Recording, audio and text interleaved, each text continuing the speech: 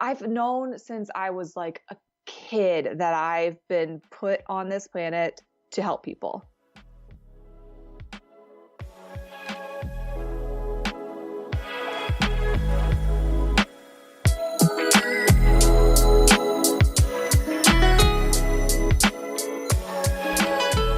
That was this week's guest, Shannon Keating, and this is Conscious Conversations. My name's Luke McLean. I'm a life coach and I'm a meditation teacher. I work with people primarily to help them create the space to get the clarity that they need, to then look at what's the life they want to live that really speaks to their purpose. And that's what I do. So, if you ever want to contact me, just look me up at lukemclean.net or on Instagram, Luke McLean Mindfulness. So that's what I do. But let's get into Shannon.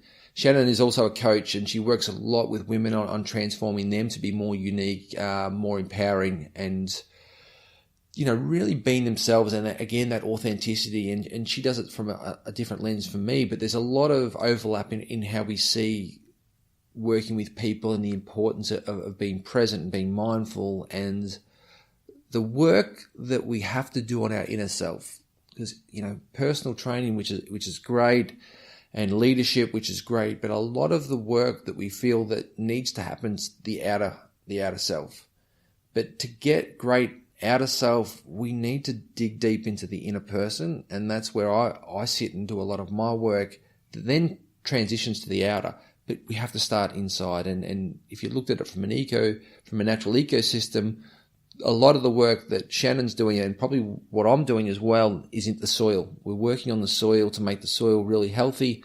Then we'll grow whatever we need to grow. But when we want to just plant stuff, when we want to just plant goals and we want to plant different things, but we haven't done any work to the soil or the rest of the ecosystem, they die. They die really quickly, or they just don't take. So the soil work, or the deep work that Shannon's going to talk about in this podcast, is just so important. And that's why I was so good to have her on the podcast. And she speaks with such authenticity about what she does, and gives a bit of a running description on how she coaches and how she sets up her practice, which was really nice as well. I loved it. I loved Shannon's lens on how she coaches, and I really liked how she speaks to the whole person. And that's so important, and speaks to the relationship that we have with ourselves, because that is the most important relationship we have. The reality is, my lens, and this is not Shannon, but life's just a flow of energy exchanges through beautiful connections. Get great at great connections and really deep and authentic connections, then we'll get more energy.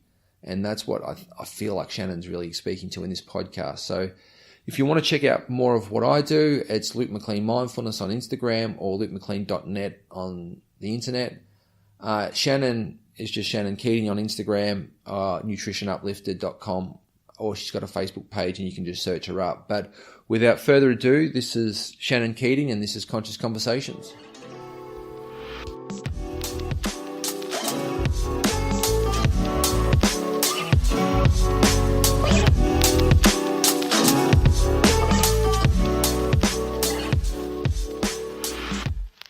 Okay, so we've got Shannon Keating.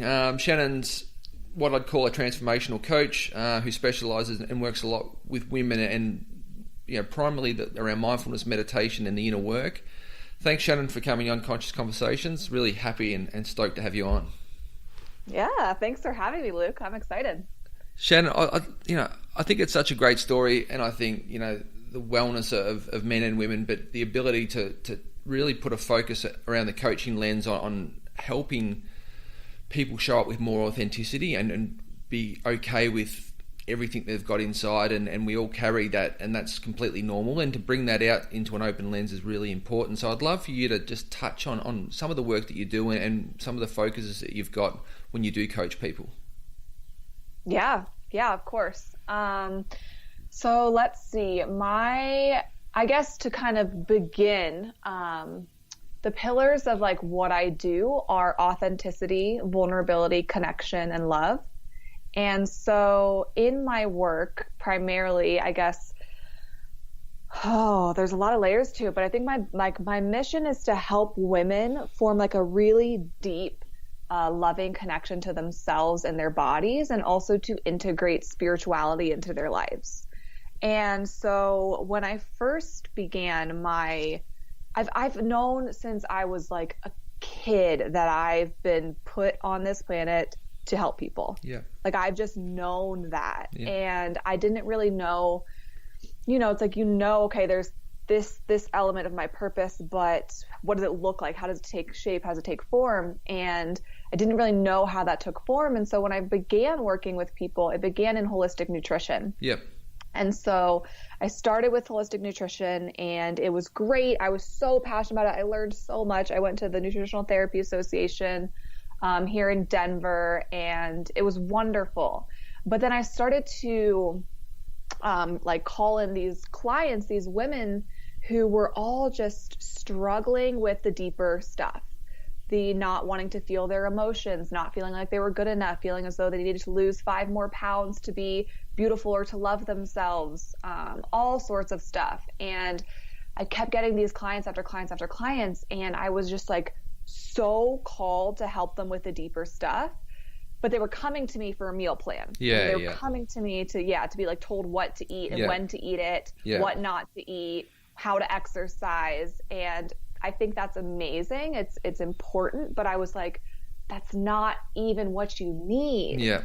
And for me, I'm like such a person of high integrity that I was like, I just can't tell you to cut out sugar one more time, because that's not your problem. Your problem isn't with sugar. It's with these emotional things you're not addressing that are making you want sugar, and then making you beat yourself up about yourself, and yada, yada, yada, going down and down and down. And so I kept getting these cases, and I was like, okay, I really want to help people with the deeper work. I want to help people more with lifestyle stuff. So I started to integrate more of the lifestyle stuff into things like talking about sleep and meditation and things that I was, doing in my own life. But I was like, if I really want to help these women with the deeper work, I've got to do the deeper work. Yeah. So I was like, okay, I'm ready to do this deeper work. And so that's kind of what began my path, as I started to dive into deeper into meditation, deeper into learning how to actually feel my emotions, learning how to actually love myself just like right now, work with acceptance, work with forgiveness, work with love, work with the subconscious programming, like all sorts of stuff. I just like really dove in and started to do the work on myself. And I'm very, very intuitive. I have natural gifts to be able to like help people already. And so with what I was learning, I just started to share it with clients.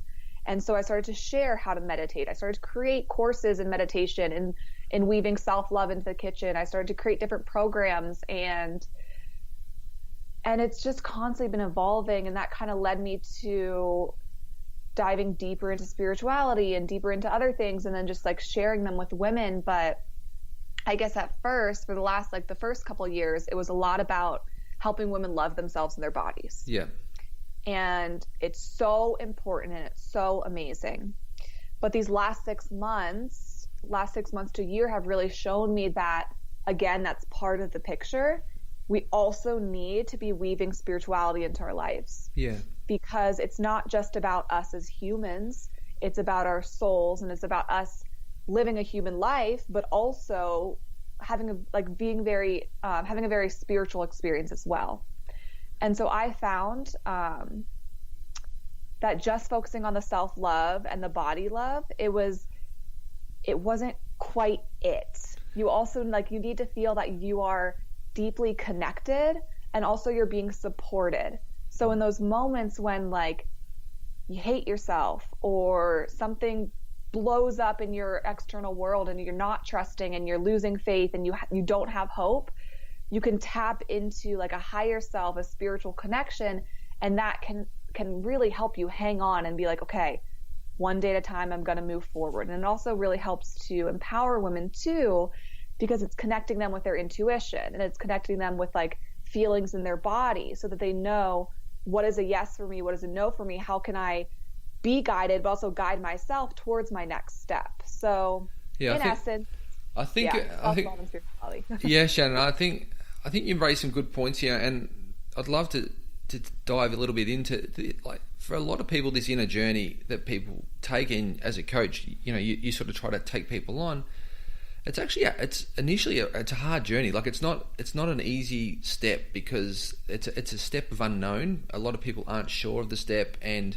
when you coach on this stuff, it's not a 10-page ebook of this is exactly how you do it for each person, because it's such a unique path that you need that support and that guidance to help you, because your path will slightly vary from the next person's, and you're at a different point. And what you're saying is important, that it's not one thing that starts it and then it just flows on in a step program. It's all connected and all quite messy sometimes. Mm-hmm. And Yeah. I'd love to know how you talk to that. Like, how do you talk to that with a client that then they get it, but first really can onboard and believe to receive it? Mm-hmm. Yeah. Okay. So there's a couple things that kind of come to my mind. So the first thing I wanted to just mention is like, we've got, our creative, beautiful dreamer minds, our higher self, that like that soul inside of us that is like, okay, we're meant for more. It's, it's safe to be happy and call in greater relationships and like actually be joyful and like have a good life.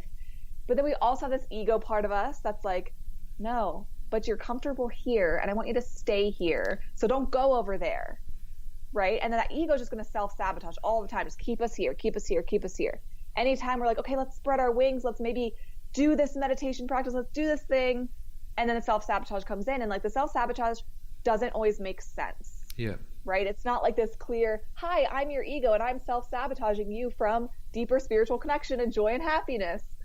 But it'll come in of just like the negative self-talk, the tiredness, the going back into old habits, back into old patterns, back into old relationships. And so what I first have women do, and especially if they're having like this resistance to doing the work because they're like, okay, I know it's going to be hard and that scares me and it's unknown and I don't even know, like, I'm scared, right? I'm scared. So whenever you say I'm scared, okay, that's ego. That's fear. Yeah. Right there. Right then and there, that I'm scared is, okay, then now we know that we're working with ego and fear. I'm scared, but I'm excited. Okay, cool. Excited means we're working with soul. Yep. And so what I'll have women do is just like, okay, let's just like remove all the buzziness, all the external stuff, all the noise in your head.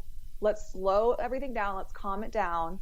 And I'll just ask them, like, is this, this direction or this path or doing this practice or working with me as a coach, is this in alignment with your soul?